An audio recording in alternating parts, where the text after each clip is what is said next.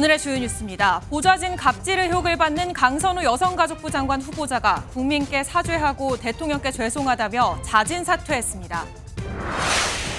미국과 일본이 일본의 상호 관세를 25%에서 15%로 낮추는 대신 쌀과 자동차 시장을 개방하는 내용의 무역 협상에 합의했습니다. 김건희 특검팀이 김건희 여사의 최측근으로 꼽히는 조현경 전 대통령실 행정관을 소환 조사했습니다. 단독 보도합니다. 자신을 성폭행하려던 남성의 혀를 깨물어 유죄 판결을 받았다가 61년 만에 재심이 성사된 최말자 씨에 대해 검찰이 무죄를 구형했습니다. 시청자 여러분 안녕하십니까? 강선우 여성가족부 장관 후보자가 결국 스스로 물러났습니다. 보좌관 갑질 논란으로 지명된 지 한 달 만입니다. 이진숙 후보자에 이어 현 정부 두 번째, 현역 의원으로는 장관 첫 낙마입니다. 이른바 현역 불패도 이제 깨졌습니다. 강 후보자는 논란이 된 보좌관 갑질과 당사자에 대한 사과는 없었고 이재명 대통령께 한없이 죄송하다고 밝혔습니다.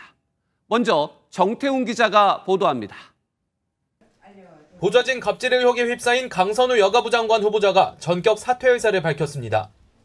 강 후보자는 SNS에 국민들의 사죄의 말씀을 올리고 이 대통령에도 죄송한 마음뿐이라며 잘해보고 싶었지만 여기까지라며 글을 올렸습니다. 또 모든 분들의 마음을 귀하게 간직하고 큰 채찍을 감사히 받아들여 성찰하며 살겠다고 덧붙였습니다. 앞서 박찬대 더불어민주당 대표 후보는 민심을 담아 더 나아가야 한다며 강 후보자를 향한 자진 사퇴를 촉구했습니다. 더 이상 미루기 어렵지 않을까 그런 생각이 좀 들었고요. 오로지 이재명 정부의 성공만을 위해서 우리가 많은 부분들을 고민해야 되지 않을까. 민주당은 임명 강행 기류 중 벌어진 급격한 사퇴 배경 등에 대해 말을 아꼈습니다. 본인이 여러 가지 상황을 보고 이런 결단을 내린 것으로 생각을 하고요. 또 지난 시간들을 하나하나 복귀하는 거나 그런 과정들에 대해서 마음 얘기하는 건 좀 적절치 않아 보이고요. 이번 사퇴로 강 후보자는 인사청문회 제도 도입 이후 인사청문 과정에서 낙마한 첫 현역 의원으로 기록되는 불명예를 안았습니다. MBN 뉴스 정태웅입니다. 자진 사퇴의 배경에는 보좌진 갑질 의혹과 거짓 해명 논란이 컸습니다. 특히 진보 진영에서도 사퇴 요구가 쏟아졌습니다. 국민의힘은 만시지탄이라며 인사 시스템을 비판했습니다. 이어서 이병주 기자가 전해드립니다. 이번엔 보좌진이 강 후보자 이삿짐을 옮기는데 동원됐다는 증언이 나왔습니다. 강선우 여가부 장관 후보자 지명 이후 의원 시절 보좌진이 당했다는 갑질 폭로가 잇따랐습니다. 화장실 변기 수리를 맡기거나 집에서 나오는 쓰레기를 버리게 하는 등 공식 업무가 아닌 부적절한 지시를 했다는 건데 강 후보자 해명이 거짓이라는 추가 의혹도 꼬리를 물고 이어졌습니다. 전날 밤에 먹던 것을 아침으로 차를 가면서 먹으려고 가지고 내려갔던 적도 있습니다. 그것을 다 먹지 못하고 차에 남겨놓고 그 채로 내린 것은 저의 잘못이라고. 여성가족부를 상대로 예산 갑질을 했다는 의혹과 대학 교수 재직 시절 정치 활동을 이유로 부실하게 수업을 했다는 의혹 등까지 겹치며 같은 진보 진영 안에서도 사퇴 요구가 터져나왔습니다. 국민의힘은 강 후보자의 자진 사퇴 결정이 만시지탄이라고 지적하면서 대통령실의 인사 검증 시스템도 문제 삼았습니다.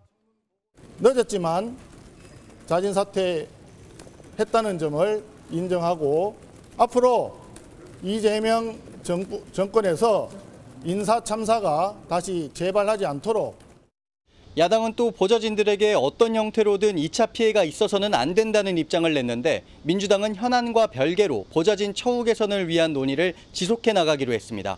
MBN 뉴스 이병주입니다. 강선우 여성가족부 장관 후보자의 자진 사퇴, 그 배경과 이유, 대통령실 출입하는 서남빛 기자에게 좀 더 자세히 들어보겠습니다. 성 기자, 어제까지만 해도 강행 분위기였는데 전격적인 분위기 변화.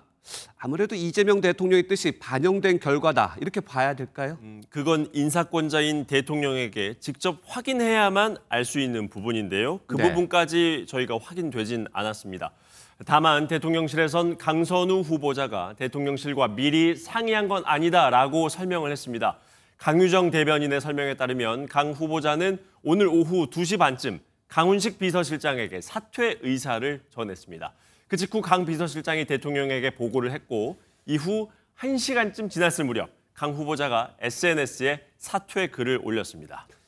그렇다면 재송부 기한이 내일까지고 바로 임명이 가능했을 텐데 왜 자진 사퇴한 겁니까? 인사청문 보고서 재송부 요청을 했기 때문에 말씀하신 대로 임명 수순으로 보는 게 맞습니다. 네. 다만 재송부 요청 기한을 내일이 시한인 이 사흘로 뒀었죠. 대통령실에선 이 사흘 동안 여론 동향이나 분위기가 어떻게 변하는지 예의주시를 하는 분위기였습니다. 오늘 오전 대통령실 핵심 관계자와 이 강 후보자와 관련한 대화를 나눠봤는데요. 오늘 기준으로 대통령실의 가장 큰 이슈로 관세 협상 그리고 강선우 후보자 임명 문제를 꼽을 정도로 강 후보자 문제는 끝난 게 아닌 살아있는 이슈였던 거였습니다. 네, 오늘 여론조사가 나왔는데 강 후보자에게는 좀 부정적이었어요. 그러면 결국 국민 여론이 결정적인 이유였다. 이렇게 봐도 될까요? 그렇습니다. 여론 악화에 대한 부담감. 이게 네. 가장 큰 결정적인 사유로 작용한 것으로 보입니다. 강 후보자 인사청문회가 끝나고 나서 대통령 지지율이 취임 후 첫 하락세를 보였죠. 또 오늘 나온 여론조사 중에 강 후보자 임명이 부적절하다는 게 60%를 넘는 조사도 있었습니다. 자칫 잘못하다간 이재명 정부 초반 국정 운영의 동력을 상실할 블랙홀이 될 수도 있다라는 이 불안감이 결국 자진 사퇴로 이어진 것으로 보입니다. 네, 그런데 강 후보자가 사퇴의 글을 올리기 전에 네. 먼저 박찬대 당대표 후보가 그 얘기를 했어요. 그럼 박찬대 후보는 대통령실과 교감이 있었던 겁니까? 박찬대 의원이 대통령실과 미리 교감이 있었는지 여부는 확인된 바 없습니다. 네. 강 후보자가 대통령실에 자진 사퇴 의사를 전달한 게 오늘 오후 2시 반이었다고 하는데요. 박 의원이 글을 올린 건 그 이후였습니다. 저희가 확인을 해보니 민주당 원내 지도부는 강 후보자가 용산에 사퇴 의사를 전한 직후에 알았다고 합니다. 하지만 박 의원 측은 미리 알지는 못했다는 입장을 보이고 있습니다. 다만 박 의원과 함께 전당대회 당권 경쟁을 벌이고 있는 정청래 의원 측에서는 강 후보자 사퇴에 대한 소식을 미리 들었다고 합니다. 그런데 최근 이재명 정부 인사 논란 이것만이 아니죠? 네. 대통령실 컨트롤 타워 역할을 하는 국정상황실장에 원래 송기호 실장이 있었습니다. 네. 그런데 오늘 송 실장이 안보실 소속의 경제안보비서관이라는 자리로 그 자리를 옮겼습니다. 매우 이례적으로 임명 40일 만에 전보 조치가 이루어진 건데요. 어제는 비상계엄 옹호 발언으로 논란을 일으켰던 강준욱 국민통합비서관이 자진 사퇴를 하기도 했었죠. 여기에 이진숙 교육부 장관 후보자의 낙마, 그리고 강선우 후보자의 자진 사퇴, 그리고 또 최동석 인사혁신처장의 과거 발언도 논란이 계속되고 있습니다. 대통령실의 인사검증 시스템 문제가 도마 위에 오를 법한 상황인데요. 일각에선 대통령실 내에서 몇몇 소수가 인사정보를 독점하고 또 인선을 주도하면서 이 검증이 제대로 되지 않고 있는 게 아니냐라는 지적이 나오고 있습니다. 네, 정권 초반 인사의 영향 계속 지켜보겠습니다. 여기까지 듣겠습니다. 손한백 기자였습니다. 미국이 일본에 대해 관세를 25%에서 15%로 내렸습니다. 이유는 일본이 쌀과 자동차 시장 등을 개방했기 때문입니다. 우리에겐 일본이 모범 사례 또는 반면 교사로 참고가 될 전망입니다. 워싱턴 연결해 일본 타결 내용 그리고 우리의 전략 분석해 보겠습니다. 강영구 특파원, 먼저 일본과 미국 관세 협상 결과 내용 전해주시죠. 네, 미국은 일본산 수입품에 부과하는 상호관세를 15%로 낮추고 일본은 쌀을 포함해 자동차와 트럭 등의 시장을 개방하는 무역협상에 합의했습니다. 먼저 일본은 이번 무역합의를 통해 낮아진 관세율을 챙겼습니다. 상호관세는 기존 25%에서 15%로 낮아졌고 특히 자동차와 자동차 부품에 대한 관세도 기존 25%에서 절반 수준으로 줄어들었습니다. 무엇보다 일본은 미국에서 자동차 시장 우위를 지키려는 의도가 드러난 협상으로 해석됩니다. 미국도 실리를 챙겼습니다. 이번 무역 합의의 대가로 일본은 5,500억 달러, 우리 돈 약 760조 원의 규모의 대미 투자를 약속했습니다. 여기에 대해 알래스카 LNG 개발 프로젝트에도 일본이 공동 투자할 것이라고 밝혔습니다. 트럼프 대통령의 발언 들어보시겠습니다. So I think it's good. This was really the one they had to make, and we're going to make a deal with Japan on the LNG in Alaska, right? Okay. 그렇다면 우리나라도 일본처럼 15% 관세를 받는 건지 미국 현지에서는 어떻게 전망하고 있습니까? 네, 일본이 이번 무역 협상에서 받아낸 관세율 15%는 사실상 우리 정부의 협상 마지노선이 돼야 한다는 분위기입니다. 미국 시장에서 우리나라는 자동차를 비롯해 가전과 배터리, 반도체, 방산, 조선 분야까지 첨단 산업 분야 대부분을 일본과 경쟁하고 있습니다.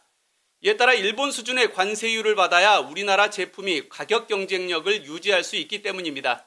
하지만 결코 쉬운 목표치가 아니라는 평가입니다.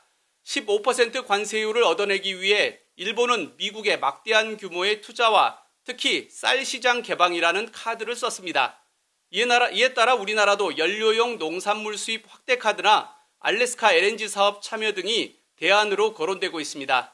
우리나라가 준비한 카드는 미국 시각으로 오는 25일 기재부 장관과 통상교섭본부장이 참여하는 한미 2+2 협의에서 구체적으로 제시될 전망입니다. 지금까지 워싱턴에서 전해드렸습니다. 이젠 일본의 협상 내용을 면밀히 분석하고 치밀한 전략 수립이 필요해 보입니다.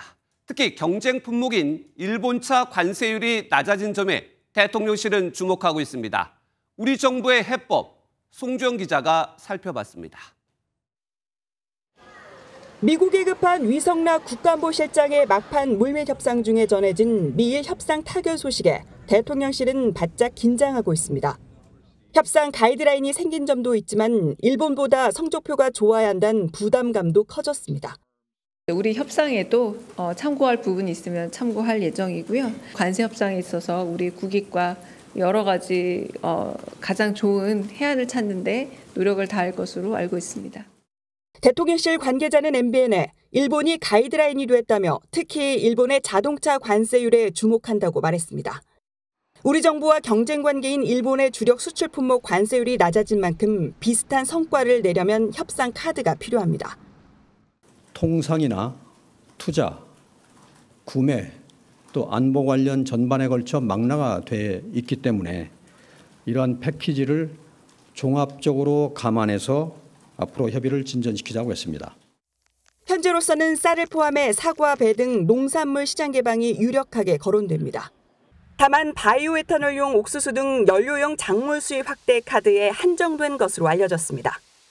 오는 25일 한미 2+2 통상협의를 앞두고 정부가 농축산물 시장 개방 방안에 대해 부처 간 조율을 마쳤다는 얘기도 흘러나옵니다.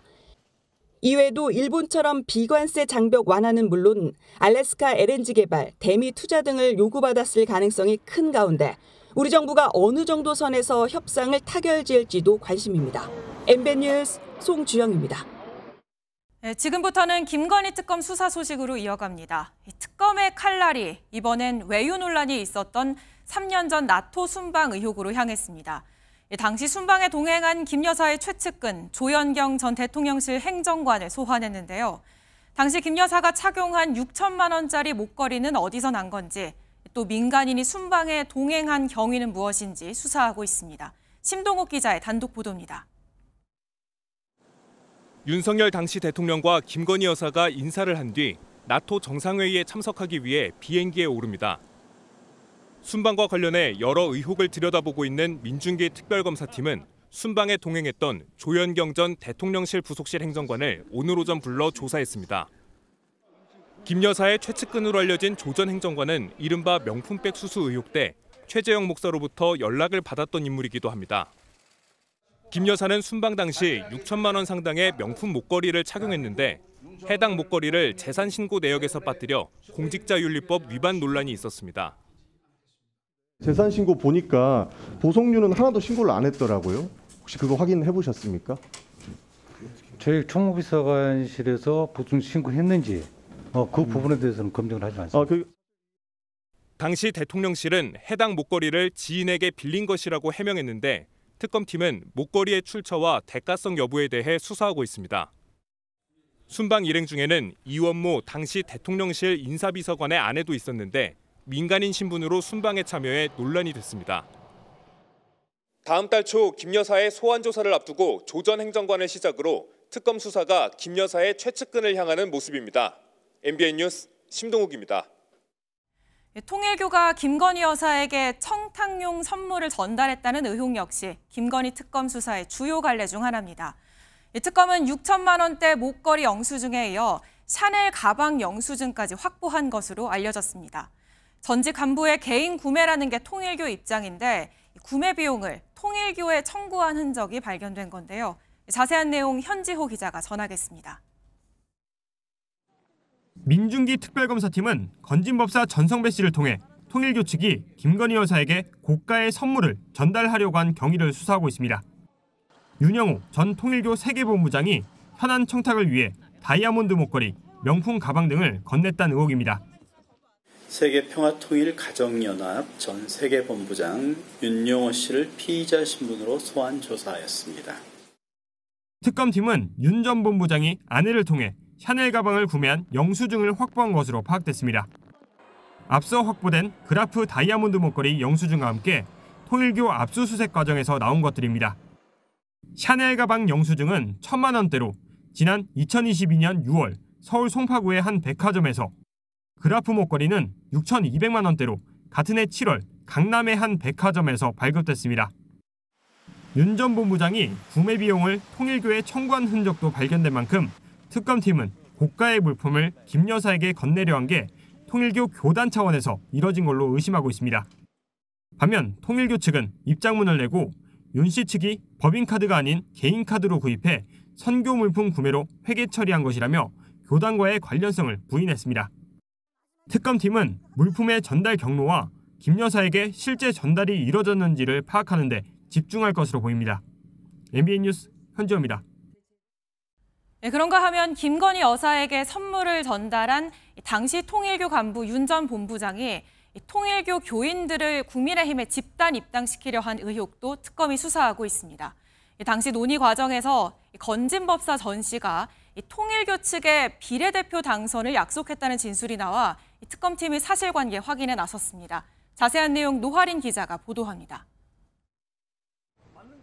검은 정장에 마스크를 쓴 윤영호 전 통일교 세계본부장이 건물 밖으로 빠져나옵니다.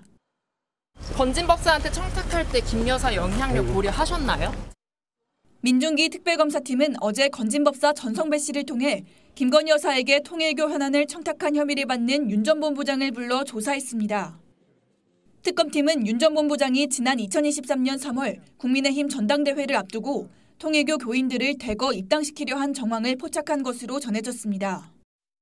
당시 윤 전 본부장이 어느 정도 필요하냐, 윤심은 어떠냐는 문자를 보내자 전 씨가 윤심은 변함없이 권이라고 답한 것으로 알려졌습니다. 특검팀은 신도들의 입당을 대가로 지난해 총선에서 통일교 측 인사가 비례대표로 당선될 수 있도록 약속을 받아주겠다고 한 정황도 파악했습니다. 윤 전 본부장이 권성동 의원의 당대표 불출마 선언에 난처해하자 전 씨가 비례는 받을 수 있게 비밀리에 성사되도록 하겠다며 여사님이 신경 쓰겠다고 했다고 말했다는 겁니다. 특검팀은 권 의원과 통일교 간 유착관계와 전 씨가 김 여사에게 실제로 공천을 부탁했는지 살펴보고 있습니다. 전 씨 측은 전 씨가 비례 약속을 언급한 건 사실이라면서도 김 여사에게 실제로 청탁한 사실은 없다고 입장을 밝혔습니다. MBN 뉴스 노하린입니다. 이른바 집사 게이트 수사도 속도를 내고 있습니다. 김 여사의 집사로 지목된 김예성 씨의 배우자 정모 씨가 오늘 특검에 처음으로 소환됐습니다.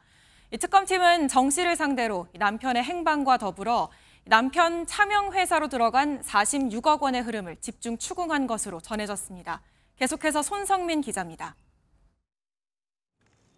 김건희 여사의 집사로 불리는 김예성 씨 배우자 정모 씨가 오늘 오전 민중기 특별검사팀에 출석했습니다. 지금 시점에 출석 결심하신 이유 뭔가요? 차명법인 통해서 46억 챙긴 거 맞는지. 정 씨는 질문에 별다른 답변을 하지 않았지만 특검팀은 정 씨를 집사 게이트의 공범으로 의심하고 있습니다. 집사 게이트는 김 씨가 관여한 렌터카 업체 IMS 모빌리티가 대기업 등으로부터 184억 원을 투자받았고 이 가운데 46억 원이 김 씨의 차명회사로 빠져나갔다는 게 의혹의 핵심입니다. 정 씨는 김 씨의 차명 회사로 지목된 이노베스트 코리아의 유일한 사내 이사로 등기돼 있습니다. 특검팀은 정 씨를 상대로 해외에 있는 김 씨의 행방과 자금 흐름 등을 집중 추궁한 것으로 전해졌습니다. 신한은행과 경남스틸 등 IMS 모빌리티 투자사 관계자들의 소환도 잇따랐습니다. 김건희 씨 배경 때문에 투자하신 건 아니시죠? 네. 윤석열 전 대통령 부부에게도 소환을 통보한 특검팀은 해당 기업들이 각종 편의를 기대하며 투자에 나섰을 가능성도 염두에 두고 수사를 확대하고 있습니다. MBN 뉴스 손성민입니다. 예, 다음 달 김 여사 소환을 앞두고 특검이 김 여사 최측근들을 향한 수사에 집중하고 있습니다. 법조팀 이혁재 기자와 더 자세한 이야기 나눠보겠습니다. 이 기자, 오늘 저희가 단독 보도한 내용이 있는데 조현경 전 행정관의 소환 조사가 오늘 특검에서 처음 이루어졌습니다. 이른바 문고리 3인방이라 해서 그만큼 가까운 인물로 알려졌는데 정확히 어떤 인물입니까? 네, 김건희 여사의 최측근으로 봐야 할 텐데요. 김 여사와 소통을 할 때 창구 역할을 한 인물이기도 합니다. 예. 조 전 행정관은 윤석열 전 대통령이 당선인 신분이었을 당시 최재형 목사가 김 여사에게 명품 가방을 전달할 때도 등장하는데요. 최 목사는 여러 청탁을 하려 할 때 조 전 행정관을 통해 했었다고 직접 밝히기도 했었습니다. 특검팀은 김 여사에게 전달된 청탁들이 있다면 조 전 행정관을 거치지 않았는지 의심하고 있는 것으로 보입니다. 그럼 오늘 수사 내용의 핵심이 될 수도 있겠네요. 그런가 하면 이 순방에 동행했다라는 의혹도 지금 들여다보고 있는 건데 이 나토 순방 의혹은 특검 수사에서 처음 거론이 되는 것 같아요. 예, 맞습니다. 윤석열 당시 대통령 부부가 지난 2022년에 첫 해외 순방 일정으로 나토 순방을 택했었죠. 그랬죠. 이 나토 순방의 일정과 수행을 기획했다고 알려진 인물이 조현경 전 행정관입니다. 예. 이 순방 때 김건희 여사가 고가의 명품 목걸이를 착용했는데 이를 재산 신고에 누락하면서 논란이 일었었죠. 당시 대통령실은 지인에게 빌렸다고 해명했었는데 특검은 누군가 대가를 바라고 김 여사에게 건넨 것은 아닌지 살펴보고 있습니다.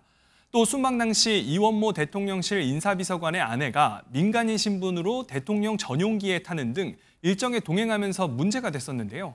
특검팀은 외교부로부터 자료를 확보하면서 위법 여부를 검토하는 것으로 보입니다.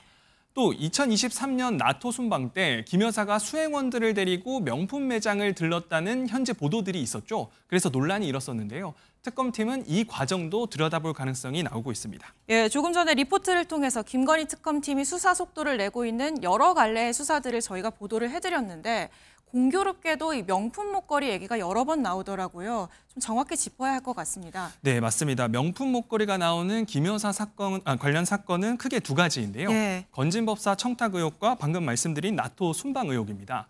나토 순방 의혹에는 6천만 원대 반클리프 앤 앞에 목걸이를 착용했는데요.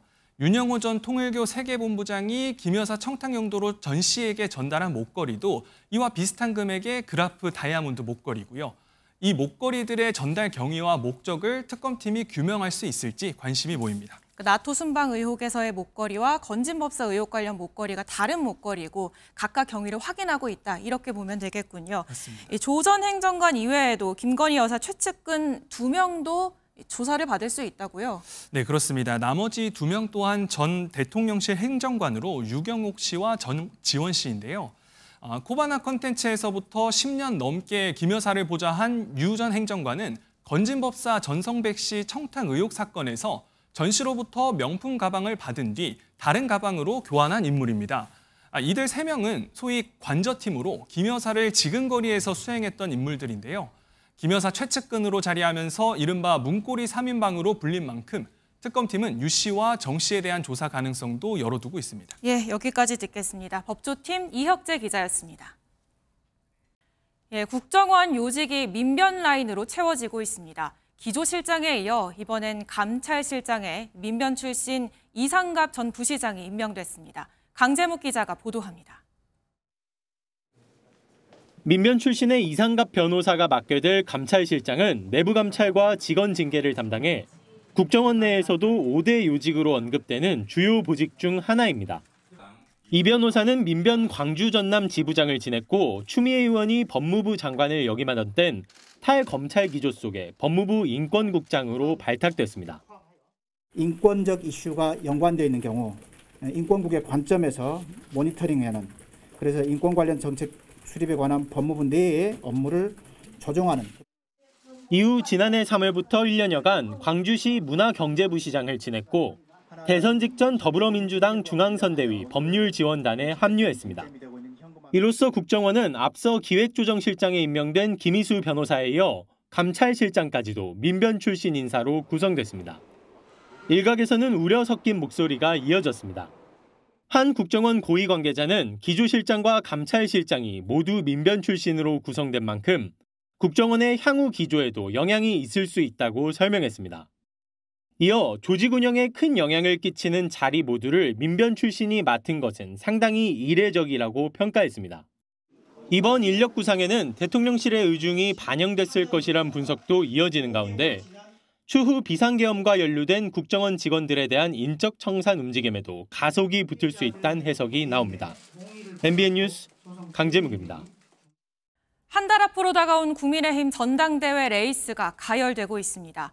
탄핵 반대파의 선봉 장동혁 의원에 이어 초선 주진우 의원도 오늘 당권 레이스에 뛰어들었는데요. 먼저 출마를 선언한 탄핵 찬성파 안철수, 조경태 의원 사이에선 연대 움직임도 감지됩니다. 결국 또 탄핵 찬성 대 반대 구도가 됐습니다. 김현 기자입니다. 충청 출신의 재선 장동혁 의원이 당대표 출마를 선언했습니다. 앞서 윤희숙 혁신위원장이 인적 쇄신 대상으로 지목한 인사 중 처음입니다. 장 의원은 내부 총질과 극우몰이를 용납하지 않겠다며 당내 탄핵 찬성 세력을 정면 겨냥했습니다. 내부 총질과 탄핵 찬성으로 윤석열 정부와 당을 위기로 몰아넣고 극우라는 못된 프레임을 들고 와 극우몰이를 하는 것은 결코 용납될 수 없습니다. 최근 인사청문회 전국에서 주목받은 주진우 의원도 출사표를 던졌습니다. 검찰 출신으로 윤석열 정부 초대 법률 비서관을 지낸 주 의원은 젊고 강한 보수로 당을 탈바꿈시키겠다며 세대 교체론을 내세웠습니다. 탄핵 국면에서 탄핵 찬성 진영에 섰던 당권 주자들의 움직임도 빨라지고 있습니다. 안철수 의원은 내일 오세훈 서울시장과 오찬 회동을 갖고 당 개혁 방안을 논의할 예정입니다. 후보 간 연대 움직임도 가시화되는 분위기입니다. 조경태 의원은 단일화를 제안하며 주도권 선점에 나섰습니다. 혁신의 깃발 아래 후보 단일화를 절규하는 마음으로 요청합니다. 당내 찬탄, 반탄 진영의 대결 구도가 더욱 뚜렷해지면서 후보 단일화와 경선 컷오프 과정이 최종 판세를 가를 것으로 보입니다. MBN 뉴스 김현입니다. 생일상을 차려준 아들을 사제 총기로 살해한 60대 남성의 신상을 경찰이 공개하지 않을 것으로 보입니다. 피해자 유가족이 2차 피해를 우려해 반대 입장을 밝혔기 때문인데요. 유족은 피의자가 자리에 있던 다른 사람까지 쏘려 했다고 주장하며 가정 불화가 범행 동기라는 한간의 추측을 적극 반박했습니다. 윤지원 기자입니다. 인천 송도 총기 사건의 피해자 유족 측은 사건 현장에 있던 자녀들의 2차 피해를 우려하며 신상 공개를 반대했습니다. 유족 측은 입장문을 통해 잔혹한 범행을 직접 목격한 것뿐만 아니라 피의자의 얼굴을 알고 있는 상황에서 신상 공개는 어린 자녀들에게도 2차 피해를 유발할 수 있다고 반대 이유를 밝혔습니다. 현행법상 신상 공개 결정 시 유족 의사를 고려하도록 하고 있고 경찰 역시 이 부분을 명확히 인지하고 있습니다. 그 부분 유족의 입장들을 충분하게 중요하게 고려해서 판단할 예정입니다. 유족 측은 이혼으로 인한 가정 불화를 이유로 범행을 저질렀다는 일부 보도에 대해서도 적극 반박했습니다. 피해자는 8년 전에야 부모님의 이혼 사실을 알았지만 이를 피의자에게 전혀 내색하지 않았다는 겁니다. 특히 피의자가 피해자인 아들뿐 아니라 며느리와 손주들을 모두 살해하려 했다며 그 자리에 있던 모두를 대상으로 한 무차별적인 살인 계획이라는 점을 강조했습니다. 이는 경찰 조사 초기 피해자만 살해하려 했다는 피의자 진술과 배치됩니다. 그동안 유가족분들이 충격을 너무 심하게 받으셔가지고 조사를 할 수 있었던 상황이 아니에요. 만약에 추가적인 범행이 더 드러난다면 살인 예비나 살인 미수를 적용할 수도 있겠죠. 경찰은 피의자의 서울 도봉구 쌍문동 주거지에 대한 압수수색을 벌여 사제 총기 제작에 쓰는 도구와 인화성 물질 등을 확보한 것으로 전해졌습니다. MBN 뉴스 윤지원입니다. 61년 전 자신을 성폭행하려던 남성의 혀를 깨물어 절단했다는 이유로 성폭행 가해 남성보다 더 무거운 형을 받았던 10대 소녀가 70대 할머니가 돼서야 그 한을 풀게 됐습니다. 재심에서 검찰이 무죄를 구형했는데요. 늦어도 한참 늦었지만 검찰은 피해자에게 고개를 숙였습니다. 박상호 기자입니다.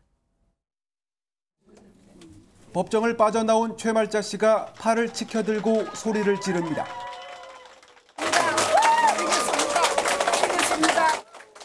61년 만에 다시 열린 재심 첫 공판에서 검찰이 최 씨는 무죄라고 구형한 겁니다. 1964년 당시 18살이던 최 씨는 자신을 성폭행하려던 남성의 혀를 깨물어 가까스로 위기를 모면했습니다. 하지만 가해 남성의 혀가 1.5cm 잘렸다는 이유로 재판에 넘겨졌고 6개월간의 옥살이 끝에 징역 10월에 집행유예 2년을 선고받았습니다. 정당 방위 주장도 받아들여지지 않아 성폭행을 시도한 남성보다 되레 더 높은 형을 받았습니다. 국가와 사법기관은 오히려 그 피해자를 가해자로 낙인 찍고 처벌했습니다. 최 씨는 지난 2020년 이른바 미투 운동의 용기를 얻어 재심을 청구했고 이제야 그 한을 풀게 됐습니다. 지금이라도 잘못을 인정하니까 대한민국 정의는 살아있다. 그렇게 생각하고 있습니다. 검찰은 성폭력 피해자로서 마땅히 보호받았어야 할 최말자님께 가늠할 수 없는 고통과 아픔을 드렸다며 사죄의 뜻을 전했습니다. 최 씨의 재심 선고 공판은 9월 10일 열립니다. 사실상 무죄 판결이 예견된 만큼 재판부가 어떤 입장을 밝힐지 주목됩니다. MBN 뉴스 박상호입니다. 검찰이 36주 태아 살인 사건과 관련해 산모와 병원장, 집도의 3명을 살인 혐의로 재판에 넘겼습니다. 세상 밖으로 나온 아기는 곧바로 차가운 냉동고로 옮겨져 숨진 것으로 나타났습니다. 안정모 기자가 보도합니다. 지난해 6월 임신 36주 차에 낙태 수술을 받았다는 영상을 유튜브에 올린 20대 여성 A씨가 도마에 올랐습니다. 심장 뛰는 거 봐요. 정도는 나아야 된다. 못 지어요. 36주 차 태아는 신생아와 다름없다는 점에서 살해 의혹이 제기됐는데 경찰 수사에서 병원장은 아기가 사산된 상태였다고 주장해왔습니다. 낙태 수술 지시하신 거 맞습니까? 살인 혐의 된다는 거 알고 지시하셨어요? 그런데 검찰 수사 결과 새로운 사실이 공개됐습니다. 병원장과 집도의 등이 제왕절개 수술로 출산하게 한 뒤 미리 준비한 사각포로 덮고 냉동고에 넣어 태아를 살해했다는 겁니다. 병원 측은 범행을 숨기려고 A씨 진료기록부에 출혈과 복통 등을 기재한 뒤 사산한 것처럼 꾸미고 허위 진단서도 발급한 것으로 조사됐습니다.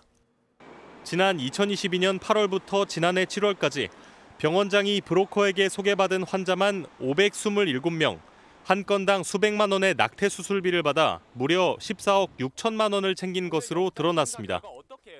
경영난을 겪은 병원 측이 낙태 수술만 전담한 것으로 파악한 검찰은 병원장과 집도의를 구속 상태로 산모 A씨는 불구속 상태로 각각 재판에 넘겼습니다. MBN 뉴스 안정모입니다. 경기도 화성의 한 숙박업소에 투숙한 10대 3명이 종업원을 기절시킨 뒤 금품을 훔쳐 달아났다가 경찰에 검거된 것으로 MBN 취재 결과 확인됐습니다. 이들은 오토바이를 타고 경기 안산까지 달아났지만 6시간을 추적해온 경찰에게 꼬리를 잡혔습니다. 황지원 기자가 단독 보도합니다. 어제 오후 5시 20분쯤 경기 화성시의 한 도로입니다. 두 남성이 탄 오토바이가 한 건물에 들어갔다가 나오더니 다시 모텔로 향합니다. 12시간쯤 뒤 이 모텔에 구급차가 도착하고 잠시 뒤 경찰차도 출동합니다. 오늘 오전 5시 반쯤 10대 A군 등 3명이 경기도 화성시에 있는 모텔에서 금품을 훔쳐 달아났습니다. 그렇게 보였어요. 등치는 큰데 그거 있잖아. 등치는 큰데도 어른 같자고 헷갈리는 거야. 미성년자인가 아닌가. 이들은 어제 오후 투숙객인 것처럼 방문해 범행을 저지른 걸로 나타났습니다. 피의자들은 모텔 객실에 문제가 있다며 종업원을 방으로 유인한 뒤 목을 졸라 기절시킨 걸로 드러났습니다. 종업원은 다행히 생명에는 지장이 없는 걸로 전해졌습니다. 신고를 받고 출동한 경찰은 전국 시도경찰청에 공조 요청을 내리고 이들을 뒤쫓았습니다. A군 등은 오토바이를 타고 범행 장소와 7km 넘게 떨어진 경기 안산시의 한 숙박업소로 도주했지만 6시간을 추적해온 경찰에 의해 덜미를 잡혔습니다. 경찰은 이들이 만 14세 미만인 촉법 소년은 아닌 걸로 파악하고 정확한 사건 경위를 파악하고 있습니다. MBN 뉴스 황지원입니다. 폭우로 실종된 분들이 오늘 안타깝게도 숨진 채 발견됐습니다. 이번 사태로 위기 경보가 고장난 신호등이 아닌지에 대한 지적이 더 커졌습니다. 제때 작동하지 않아 희생이 커졌다는 건데 김민수 기자가 문제점을 살펴봤습니다. 소방대원들의 수색 작업이 한창입니다. 지난 20일 경기 가평군 대보리 낚시터에서 실종된 70대 남성이 오늘 오전 10시 40분쯤 숨진 채 발견됐습니다. 실종자는 거친 물살에 휩쓸려 낚시터로부터 7km쯤 떨어진 이곳 하천변까지 떠내려왔습니다. 오전 11시 25분쯤엔 경남 산청군에서 80대 스님으로 추정되는 실종자 시신이 발견됐습니다. 지난 19일 산청군은 산사태 이후 뒤늦게 주민들에게 대피 안내를 하며 허둥댔습니다. 내가 고마 영 고마 어이가 없어서 너무 갈라서서 사람이 고마. 집중호우 피해가 예상되면 중앙재난안전대책본부가 꾸려져 위기 경보를 발령하고 지자체는 이걸 위기 신호로 보고 대응에 나섭니다. 운영 지침인 표준 매뉴얼 첫 장엔 위기 경보를 심각 단계로 발령하고 상황에 따라 하향하라는 원칙이 나옵니다. 하지만 중대본은 대규모 재난이 터진 뒤에야 위기 경보를 한 단계씩 올려 지자체가 사전 대비할 경각심을 주지 못했습니다. 이상기후로 급변하는 재난 환경에서 이런 뒷북 경보가 반복되면 국민들에게 피해가 고스란히 돌아갈 수밖에 없습니다. 행안부 관계자는 상황 판단 회의를 통해 위기 경보를 발령했지만 이번엔 폭우가 예상보다 심각해 대응이 늦었다고 해명했습니다. MBN 뉴스 김민수입니다. 문제는 또 있었습니다. 산사태 우려가 있을 때 가까운 대피소로 가라고 안내를 받아 가봤더니 정작 그곳이 위험했습니다. 가파른 산 바로 아래 대피소가 있었기 때문인데 그 실태를 강세연 기자가 취재했습니다. 지난 20일 산사태가 발생한 가평군 신상 3리 마을입니다. 마을 일부가 아예 사라져버렸고 주민 한 명이 목숨을 잃었습니다. 이런 피해를 줄이려고 마련한 시설이 산사태 대피소입니다. 산사태가 우려되거나 발생했을 때 안전하게 있을 수 있는 장소를 대피소로 지정하는 겁니다. 대피소가 안전한 곳에 있는지 먼저 춘천시를 찾아가 확인해봤습니다. 이 마을회관은 산사태 대피소로 지정되어 있습니다. 대피소는 마을에서 가장 안전한 곳에 설치되어 있어야 하지만 보시는 것처럼 마을회관 바로 뒤에는 산이 있습니다. 심지어 대피소 뒤에는 산사태 위험등급 1등급과 2등급으로 지정된 구역이 있습니다. 산림청 관계자는 지자체 등 관리기관이 산사태 시뮬레이션을 하고 피해가 없을 장소를 대피 장소로 정한다고 설명합니다. 하지만 산 바로 앞에 있는 가평군의 대피소는 토사가 내려와 피해를 봤습니다. 산부터 쏟아진 흙은 여기 있는 대피소까지 밀고 들어왔습니다. 대피소 바로 옆에 있는 집은 보시는 것처럼 이렇게 주저앉았습니다. 흙과 나무가 창문을 깨고 대피소 안까지 쏟아져 들어왔는데 주민이 있었다면 다칠 수 있는 상황이었습니다. 창문을 뚫고 경도장까지 들어온 거예요. 만약에 대피소로 썼다고 하더라도 피해를 봤죠, 여기서. 만약에 여기 계셨으면 큰일 났죠. 사유시설이 대피소로 지정되기도 하지만 대부분은 마을 회관이나 학교 같은 공공시설이 지정됩니다. 산에서 더 멀리 떨어진 사유시설이 있어도 지정과 관리가 편한 공공시설이 지정되는 겁니다. 경기도 광주시의 산사태 대피소는 주거지역보다 산사태 위험 1등급을 받은 산에 더 가까이 있는 마을회관이 지정됐습니다. 산사태 우려가 있을 때 주민들이 산 쪽으로 이동하는 웃지 못할 상황이 펼쳐지는 겁니다. 맨날 상주하죠. 산사태를 안 난다고 그래서 하도 그래서 어르신들이 그래서 우린 그렇게 생각하고 살아요. 인파가 몰린 대피소에 산사태가 덮치면 참사로 이어질 수 있는 만큼 대피소가 정말로 안전한 곳에 있는지 대대적인 점검이 필요해 보입니다. MBN 뉴스 강세현입니다. 농축산물 피해도 심각합니다. 빗물이 빠지자 곳곳에서 썩어가는 과일과 채소가 모습을 드러냈는데 수박, 멜론, 고추뿐만 아니라 가축들까지 상황이 좋지 않습니다. 이혁근 기자가 전해드립니다. 물폭탄처럼 쏟아진 폭우에 수박을 키우는 비닐하우스엔 빗물이 가득 찼습니다. 일주일 뒤 물은 빠졌지만 썩어버린 수박에선 냄새가 진동합니다. 3년째 계속 침수를 하고 있거든요. 이 배수펌프 시설이나가 용량이 부족하고. 수확을 코앞에 뒀던 농민은 착잡함을 감추지 못합니다. 3일 후면 다 수확해서 나갈 건데 그게 참 아쉽죠. 올해 수박 농사는 이제 끝났다고 보고 이거 가을에 또 다시 심어봤자 병만 더 오고. 이번 집중호우로 축구장 4만 개 면적의 농작물이 물에 잠겼습니다. 피해가 심한 수박은 출하량이 줄어들 전망입니다. 가격은 치솟았습니다. 수박 한 통의 소매 가격이 지난 15일부터 평균 3만 원을 웃돌고 있는데 작년보다 24% 높은 금액입니다. 네, 지금 딱 봤는데 너무 비싸요. 수박이. 비싸면 못 사 먹는 거죠. 네네. 먹을 수가 없죠. 네네. 재배 면적의 8%가 물에 잠긴 멜론도 16% 가격이 뛰었고 고춧값 역시 29%나 폭등했습니다. 가축도 닭 148만 마리, 오리 15만 마리 등 모두 178만 마리가 폐사한 것으로 집계됐습니다. 정부는 최대 40% 농축산물의 할인을 지원하고 비축 물량도 풀 예정이지만 본격 폭염이 예고돼 있어 가격 상승은 불가피할 전망입니다. MBN 뉴스 이혁근입니다. 최근 트럼프 대통령이 지난 2019년에 발생한 미성년 성착취 사건에 연루됐다는 의혹이 나오며 파장이 커지고 있습니다.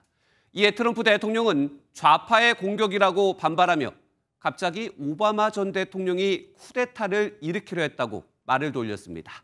이한나 기자가 보도합니다. 의자에 앉아있던 버락 오바마 전 미국 대통령을 연방 요원들이 체포합니다. 도널드 트럼프 대통령이 자신의 SNS에 올린 AI로 만든 가짜 영상입니다. 트럼프 대통령은 기자회견에서도 오바마 전 대통령 공격을 이어갔습니다. This is like proof, irrefutable proof that Obama was seditious, that Obama was trying to lead a coup. But the leader of the gang was President Obama. 트럼프의 갑작스런 오바마 때리기는 다 이유가 있습니다. 성범죄를 저지른 억만장자 제프리 앱스타인과의 친분 의혹으로 곤경에 처하자 국면 전환에 나섰다는 분석입니다. 과거 트럼프와 전 부인의 결혼식에 앱스타인이 참석한 사진까지 보도되면서 코너에 몰리자 마녀 사냥이라고 주장하다가 탈출구로 오바마를 타깃으로 삼아 다른 논란을 던진 겁니다. 트럼프는 지난 2016년 대선 당시 자신의 선거 캠프와 러시아가 공모해 미 대선 개입을 유도했다는 이른바 러시아 게이트를 오바마가 꾸민 정치 공작이라고 주장했습니다. 이에 대해 오바마는 이례적으로 성명을 내놓고 대중의 관심을 분산시키려는 시도라고 반박했습니다. 당시 오바마 전 대통령이 관련 불법 행위를 하지 않았다는 사실이 확인된 만큼 근거 없는 주장이라는 비판에 힘이 실리고 있습니다. MBN 뉴스 이한나입니다.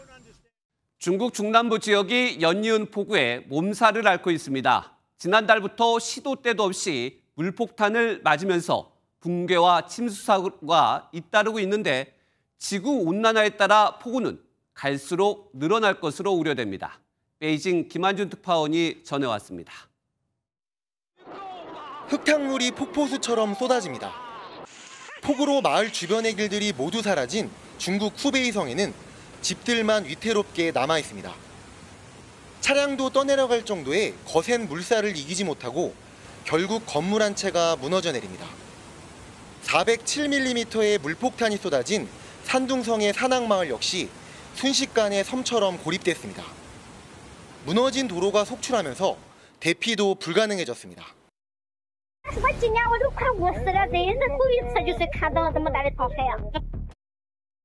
푸젠성에선 가축이 불어난 물로 고립되자 위험을 무릅쓰고 돼지를 들쳐업은 채 안전한 곳으로 대피하기도 했습니다.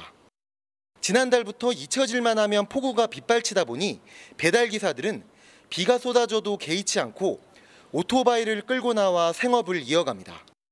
광둥성의 해변에선 난데없는 조개줍기 경쟁이 벌어졌습니다. 강풍으로 바닷속 조개와 굴들이 해변으로 대거 떠밀려오자 사람들이 몰려든 겁니다.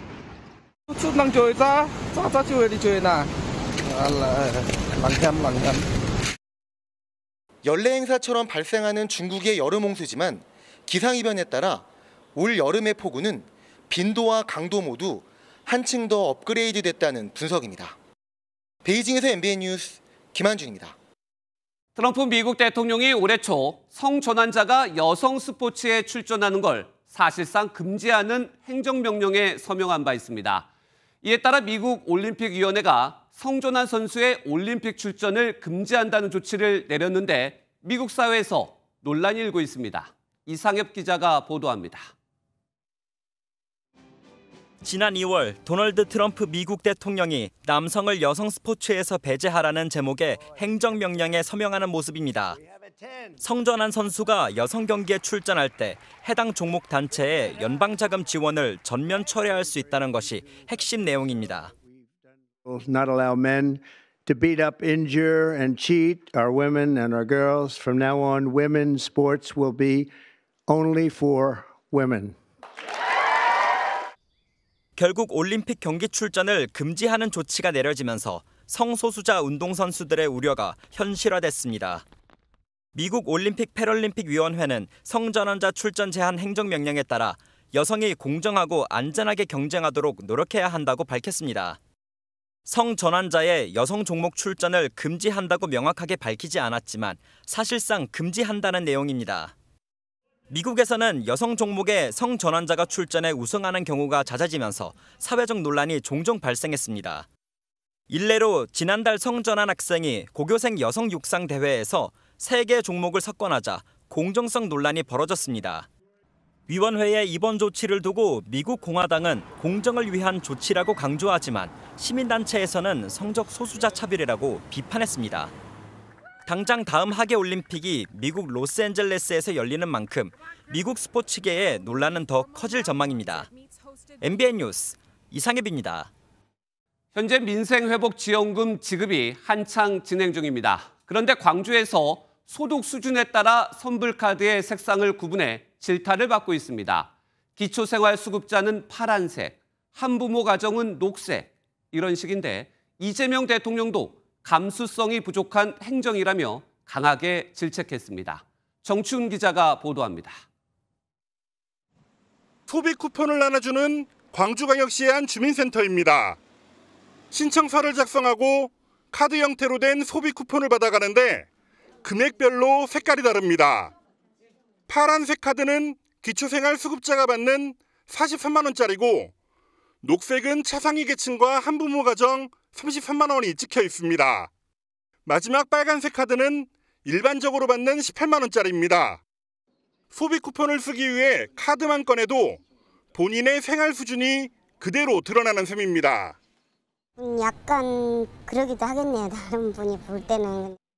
부산광역시도 카드 색깔을 구분하진 않았지만 굳이 카드 위에 수령 금액을 표기해 차별 논란이 불거졌습니다. 이를 보고받은 이재명 대통령도 강하게 질타했습니다. 인권 감수성이 매우 부족한 조치라면서 즉각 바로잡으라 지시했습니다. 강기정 시장은 고개를 숙였습니다.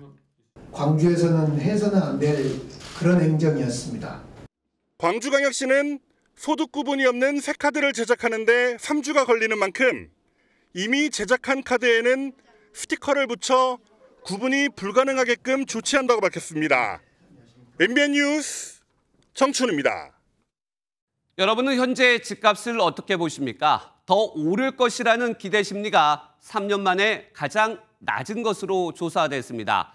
강력한 대출 규제 효과로 보입니다. 그런데 잠깐 반짝 효과인지 집값이 더 오를 것으로 생각하는 사람은 여전히 절반이 넘는다고 합니다.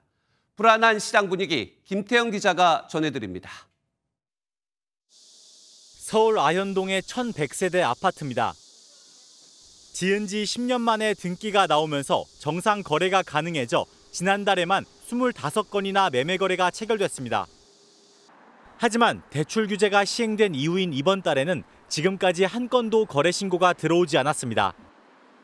손님 많지가 않고 전체적으로 지금 전화 조용하잖아요. 6월 달까지는 정신없었는데 저희. 실제 한국은행 조사 결과 1년 뒤 집값이 올라 있을 것이라고 기대하는 심리, 주택 가격 전망 지수는 한 달 전보다 11포인트 떨어졌습니다. 기준금리 인상으로 전국 집값이 내렸던 2022년 7월 이후 3년 만에 최대 하락폭입니다. 하지만 아직도 응답자의 절반 이상은 집값이 더 오를 것으로 예상하고 있습니다. 집값 상승 기대가 여전히 더 큰 것으로 호가도 대출 규제 전과 비교해 크게 낮아지지 않았다는 게 중개업소의 설명입니다. 급한 매물들이 아니다 보니까 내리지도 않고 올리지도 않고 팔려야 올리잖아요. 가을 이사철 전월세 시장의 가격 움직임이 불안해질 수 있는 데다 여전히 서울 지역은 공급 물량이 적은 상황이라 가격이 크게 떨어지기는 어려운 것으로 봐요. 여전히 불안한 조짐을 보이는 부동산 시장과 달리 가계대출은 빠르게 줄어드는 흐름을 보여 진정세로 접어들었다는 평가입니다. MBN 뉴스 김태형입니다. 정부가 시한을 넘겨 복귀하는 의대 본과 4학년에 추가로 의사 국가시험 응시 기회를 주는 방안을 내일 공식 발표합니다. 의대 학생은 다른 학생과는 달리 잘못해도 불이익을 주지 않는 또 하나의 나쁜 선례가 남겨집니다. 의대 불패도 이젠 깨져야 합니다. 학교에서부터 시작되는 의대 특혜, 반대하는 국민 여론이 점점 높아지고 있습니다. 안병수 기자가 보도합니다. 최근 전북대가 복귀를 원하는 의대생들에게 보낸 서약서입니다. 수업에 성실하게 참여하고 집단 따돌림을 하지 않겠다는 다짐을 받은 건데 사실상 다음 학기 복학을 시사한 겁니다.